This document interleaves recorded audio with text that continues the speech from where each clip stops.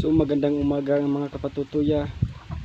Ginawa ko tong video na to para maintindihan nyo kung ba't ako nagbablog at kung bakit ko ginawa ang video na ito. Sana makinig kayo sa aking mga sasabihin dahil gusto ko lang namang maging sikat na vlogger gaya ng mga idol ko, sina Beatmaster, Kapinpin Brothers, King Lax at marami pang iba.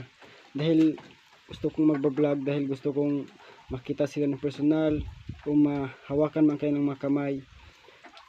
Sana maintindihan nyo ako kung ba't nagbablog ako, at sana rin sa nakakilala sa akin, kayo na ang magintindi sa akin, at sana hindi kayo na galit sa akin dahil pasaway man ako sa inyong mga paningin o mga ano dyan.